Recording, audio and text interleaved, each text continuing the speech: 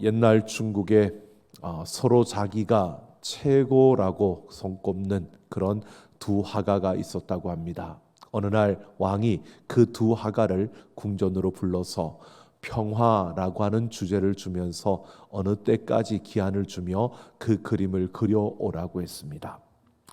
그들이 기한이 되어 왕궁으로 그림을 가지고 들어왔는데요. 첫 번째 화가의 그림은 깊은 산속을 그렸습니다.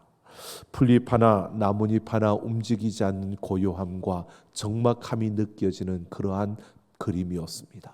그림 한 중간에는 푸른 풀밭에 한 노인이 길게 누워서 잠을 자고 있는 모습이었고, 그 옆에는 기르는 개가 고개를 다리 속에 파묻고 잠들어 있는 모습이었습니다.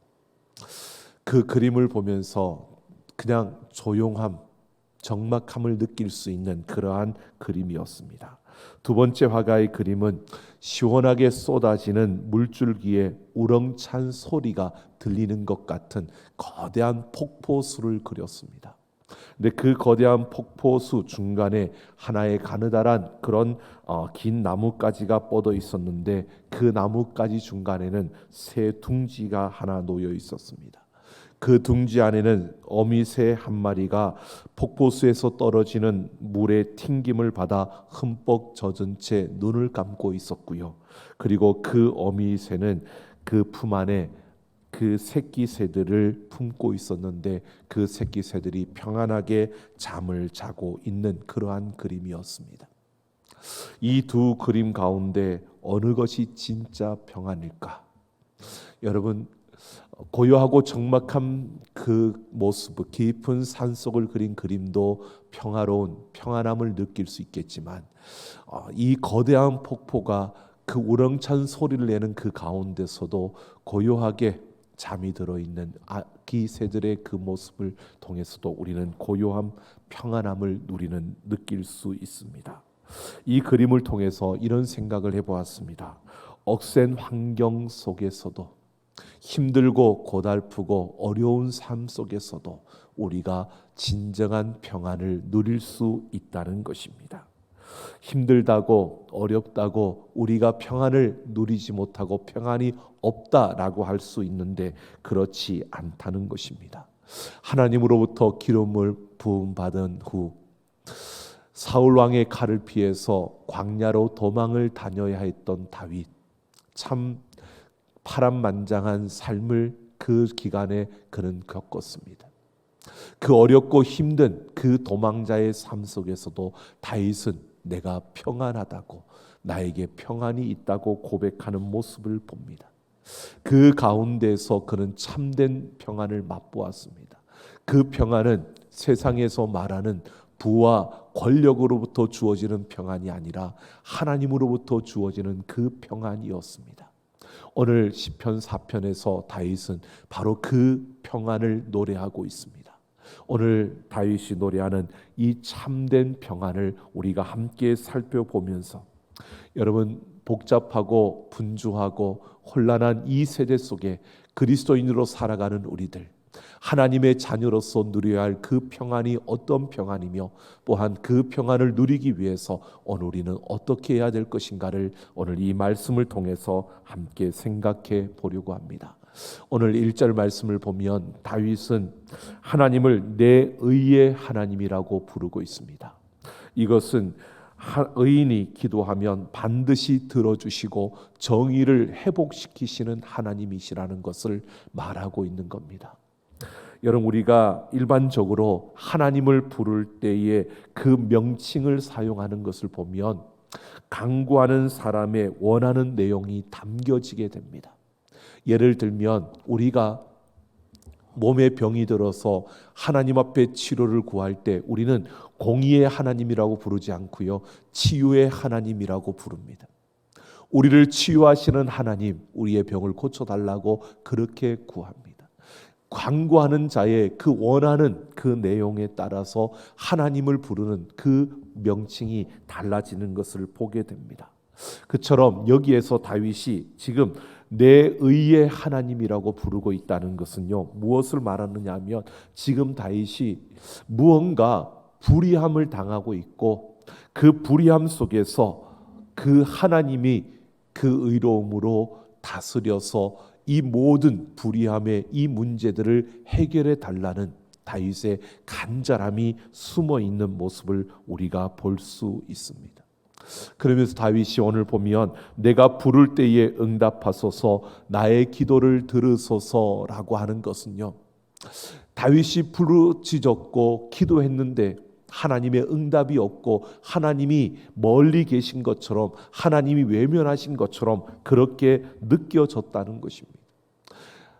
그가 하나님 앞에 간절히 구했는데 하나님께서 잠잠하셨다는 것입니다.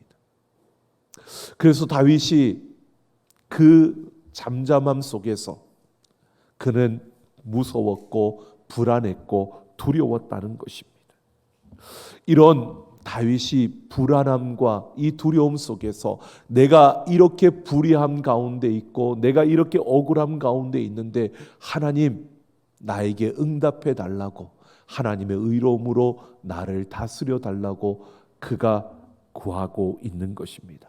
그러면서 2절을 보면 인생들아 어느 때까지 나의 영광을 바꾸어 욕되게 하며 헛된 일을 좋아하고 거짓을 구하는가 라고 말합니다. 자신이 당하고 있는 그 불의함에 대해서 다윗이 밝혀주고 있습니다. 여기에서 인생들아 라고 하는 것을 직역하면 남자의 아들들이라는 뜻입니다. 이것은 부와 권력을 가진 상류층, 권력층의 사람들을 가리키는 것입니다. 부와 권력을 손에 쥔 그 상류층, 그 권력층의 사람들, 그들이 다윗의 그 인권과 명예를 짓밟으며 거짓말을 유포하고 물질을 착취함으로 불의를 행하였다는 것을 말하고 있는 것입니다. 권력자들, 그들은 바로 불의의 그 거짓의 그러한 모습을 통해서 가난한 자들, 없는 자들의 것을 착취하며 그들의 것을 가로채는 이러한 일을 서슴지 않았고 다윗이 그 아픔 속에 있다는 것입니다. 그들이 그럴 수밖에 없는 것은 그들의 생각 속에는 삶의 안정과 평안이 바로 그 부와 권력으로부터 온다고 그들은 확신하고 믿고 있었기 때문입니다.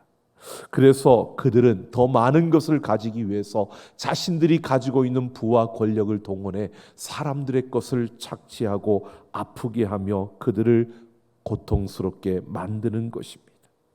바로 이런 권력자들, 그런 상류층의 사람들을 향하여서 다윗이 말합니다. 너희가 그렇게 불의를 행하고 있는데 하나님은, 이 땅의 주관자가 되신 그 하나님은 경건한 자를 택하시고 또 귀가 있어도 듣지 못하는 우상과는 달리 경건한 자들의 그 기도를 들으시는 하나님이시라고 그렇게 선포하고 있습니다. 그러면서 그 하나님께서 이 땅을 정의로 다스리실 것이라고, 너희가 그렇게 불의를 행하고 그것이 너희의 삶의 안정과 평안을 보장해 줄 것처럼 보여지지만 그러나 정의의 하나님께서 바로 이 모든 잘못된 것을 바로 잡아 주실 것이라고 그는 선포하고 있는 것입니다. 그러면서 그는 하나님 앞에서 어떻게 해야 되는지를 그들에게 경고하며 가르쳐 주고 있습니다. 4절을 보면 다윗은 그 권력자들에게 하나님 앞에서 떨며 범죄하지 말라고 요구합니다. 떤다라고 하는 이 헬라어 원문은 성내다라고 하는 뜻을 가지고 있습니다. 그래서 우리의 성경을 보면 주의 그 단어 앞에 2번이라고 적혀져 있고 아래 각 줄을 보면 분내어라고 적혀 있습니다. 그러니까 성내다, 분내다, 화를 내는 것을 하지 말며 너희가 떨며라고 하는 것은요, 하나님 앞에서 성내지 말라는 것입니다. 그리고 범죄하지 말라라고 말하죠. 이것은 상대에게 직접 보복하지 말고 정중하게 대하라는 것입니다. 정의의 하나님께서 이 땅을 다스리고 있고 하나님의 손안에 있기 때문에 너희가 부와 권력만 가지고 있으면 평안을 얻을 것이라고 생각하지 말고 너희가 그 삶 속에서 성내지 말고, 그러니까 다른 사람들에게 함부로 대하지 말고 그들에게 정중하게 대하는 그런 삶을 살아야 한다고 경고하고 있는 겁니다. 뿐만 아니라 그들에게 마음으로 말하고 잠잠하라고 말합니다. 이것은 원망과 불평과 불의한 말이 우리에게 들어지고 또 그것이 내뱉어지는 이러한 것을 하지 말라는 것입니다. 그렇게 우리에게 불의한 생각이 들어질 수 있고 원망과 불평이 떠오를 수 있지만 그러나 그것을 입으로 내뱉는 말을 하지 말라는 것입니다. 결국 하나님이 다스리시기에, 정의의 하나님께서 모든 것을 보시기에 바로 그 하나님 앞에서 우리가 때로는 불의하다, 때로는 우리가 이거는 원망과 불평함이 들어질 때가 있지만 그런 순간에도 그것을 입술로 내뱉는, 내 입에 말로 내뱉는 그러한 모습을 하지 말라고 말하고 있습니다. 뿐만 아니라 다윗은 의의 제사를 드리고 여호와를 의지하라고 말합니다. 하나님께 제사를 드리라. 이것은 하나님을 예배하는 것. 이 예배하는 것은요, 하나님의 말씀에 자신을 전폭적으로 맡기라는 것입니다. 그래서 하나님을 예배하고 말씀에 목숨을 걸듯이 순종하라는 것입니다. 그러면서 하나님을 의지하라고 말하고 있습니다. 바로 하나님께서 우리에게 말씀하시는 것에 의심하지 말고 그 말씀을 믿음으로 나아가라고 말하고 있습니다. 하나님은 정의로 이 땅을 다스리기 때문에 무엇보다도 다른 사람들에 대해서 함부로 말하거나 그들을 함부로 대하는 이러한 행동을 하지 말고 너희가 불평과 원망과 그 불의함을 행하지 말고 그 하나님을 의지하며 그 하나님의 말씀에 순종하는 이런 삶을 살아야 한다고 그들에게 경고하며 가르치고 있는 것입니다. 그러면서 6절을 보면 이제 이 다윗이 이 권력층, 그 상류층의 사람들을 향하여 말하던 그 말을 바꾸어서 하나님을 향하여서 그가 말하고 있습니다. 하나님을 향하여서 여러 사람의 말이 우리에게 선을 보일 자 누구뇨 하오니라고 말합니다. 이것은 자신과 같이 가난하고 그리고 비참한 사람들이 누가 우리에게 선을 보이겠느냐라고 실망과 좌절 속에 탄식하고 있다는 것입니다. 이 세상은 하나님 앞에 다윗이 이렇게 말하고 있는 겁니다. 이 세상에 가난하고 헐벗고 힘든 이 비참한 속에 있는 그 자들이 그 어디에도 그들의 위로와 그들의 평안을 찾을 수 없어서 우리에게 선을 보일 자가 누구뇨라고 이렇게 한탄하고 있다는 겁니다. 그런데 여기에서 그들이 원하는 선, 이 선이라는 것은요, 구체적으로 단어를 보면 이렇게 말합니다. 생활에 필요한 양식을 말하는 것입니다. 실제의 삶 속에서 그들에게 필요한 그 의식주에 관한 그 문제, 이 양식의 문제가 있는데 이 문제를 누가 해결해 주느냐? 부와 권력을 가진 사람들, 그들은 그것이 자신들의 평안과 안정을 준다고 생각하고 그 부와 권력을 가지고 더 많이 가지려고 하고 더 많이 착취해가는 이 세상 속에서 오히려 이 가난하고 빼앗기며 헐벗은 그들에게 하나님께서 그들의 양식을 채워주고 그들의 필요를 채워주셔야 되는데 이들이 탄식할 만큼 아무도 자신들을 도울 사람이 없다라고 느껴지는 그런 현실, 그런 상황 속에서 좌절하고 있다는 것을 말해주고 있는 겁니다. 바로 다윗이 하나님께 그렇게 말하는 겁니다. 지금 우리가 당한 이 상황과 이 환경은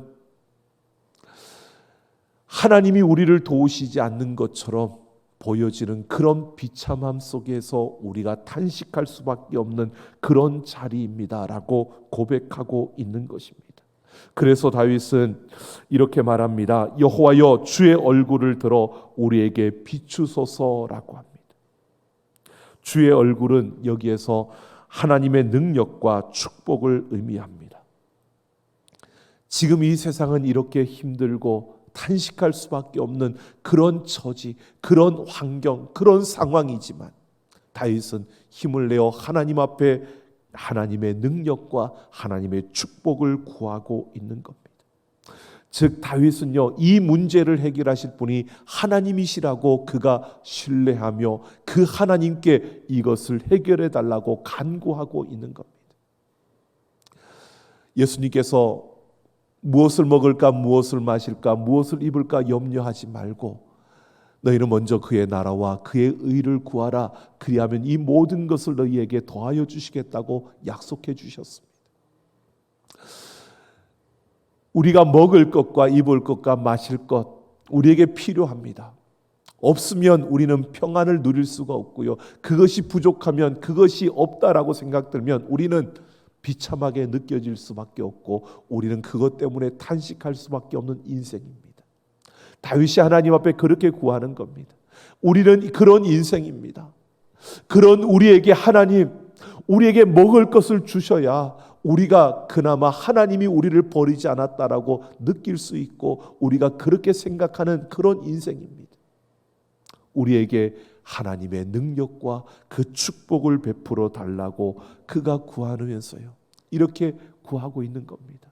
그 가운데서 우리에게 피로를 채워주시고 우리의 양식을 채워주셔서 진정한 평안이 부와 권력에서 나오는 것이 아니라 하나님으로부터 주어지는 그 평안, 하나님으로부터 주어지는 그 진정한 평안이 우리에게 임하게 해달라고 구하고 있는 겁니다. 우리의 형편과 처지는 탄식할 수밖에 없는 그런 상황이지만 다윗은 분명히 구하고 있습니다.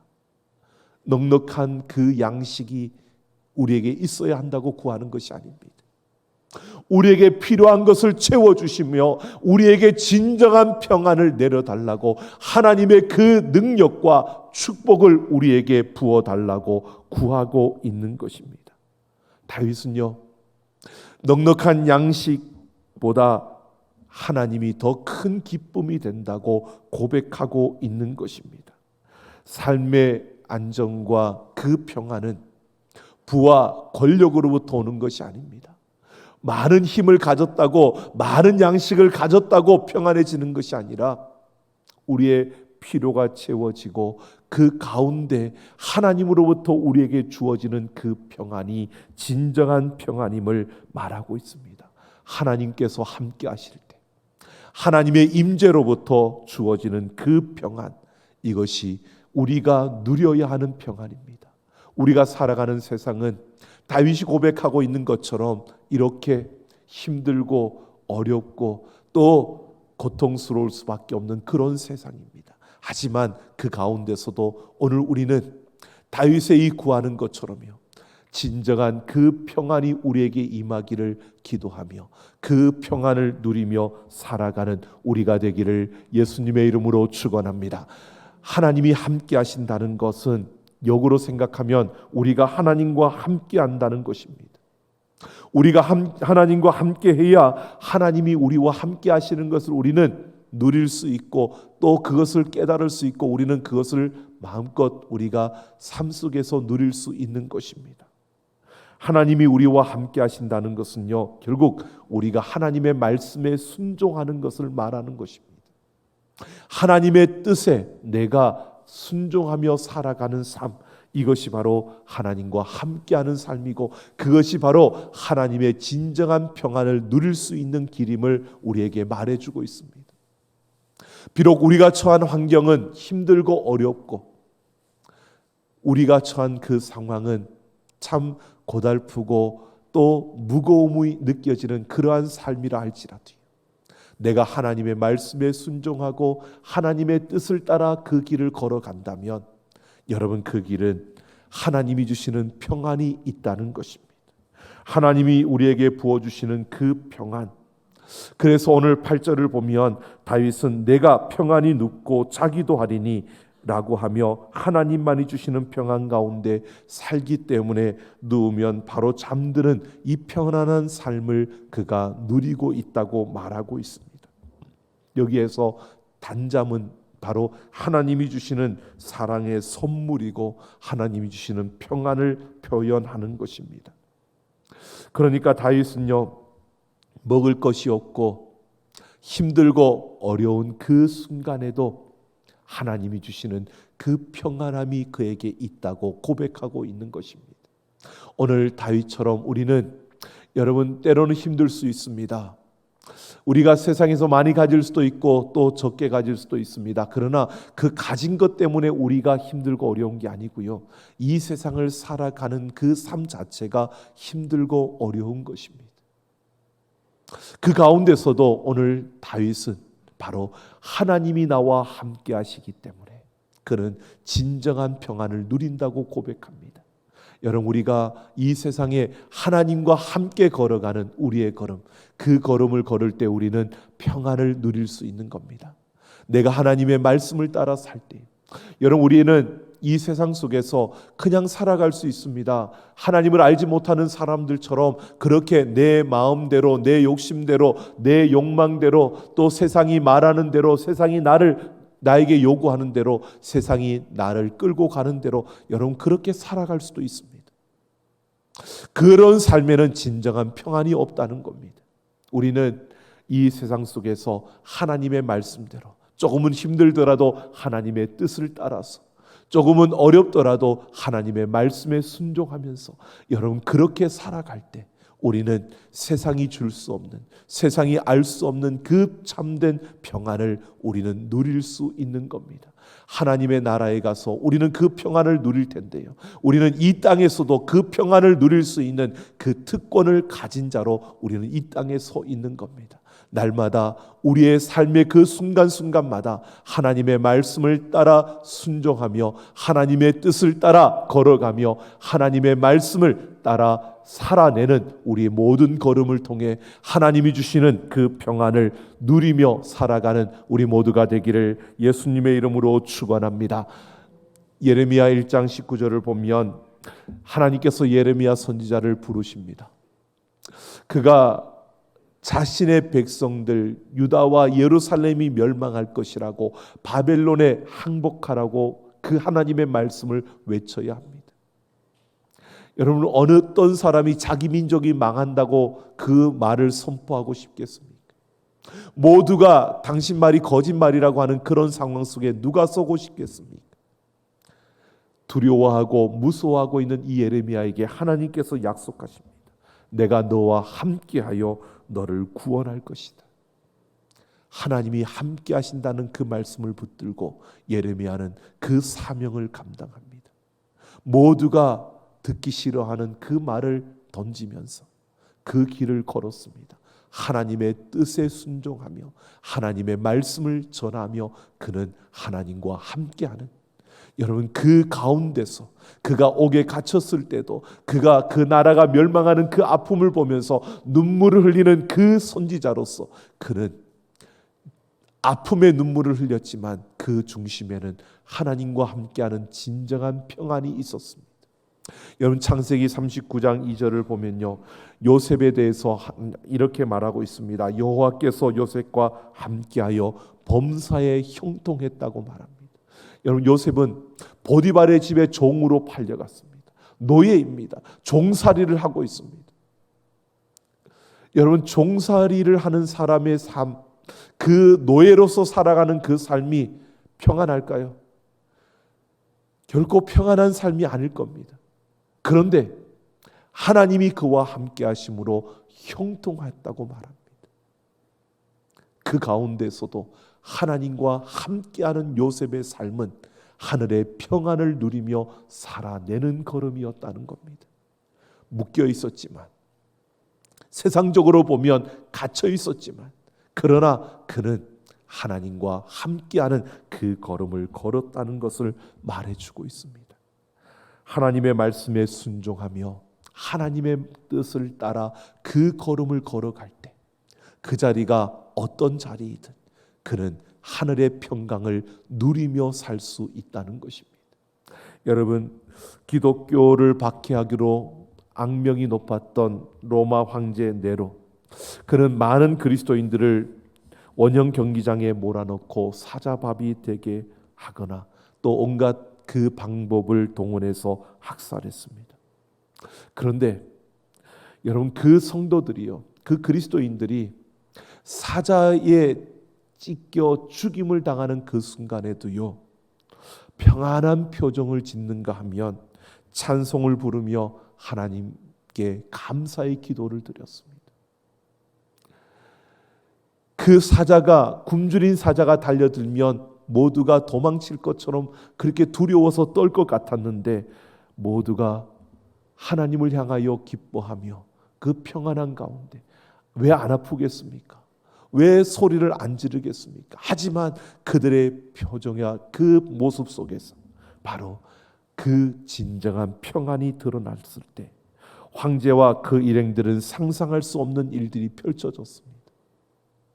그 고통스러운 순간인데 그들에게는 어두운 그림자가 없었고 슬픔을 찾아볼 수가 없었습니다. 네로 황제를 경호했던 한 장교가 무엇이 저들을 저렇게 평안하게 하고 감사하게 하는지 그 이유가 궁금해졌다고 합니다. 그래서 한 그리스도인을 몰래 찾아가서 물었답니다. 어떻게 그 원형 경기장에서 죽어가는 저들의 모습 속에 평안함이 보여지고 그 슬픔이 아닌 고요함이 보여지느냐고 물었을 때 그 그리스도인은 예수가 주신 생명 때문이라고 말합니다.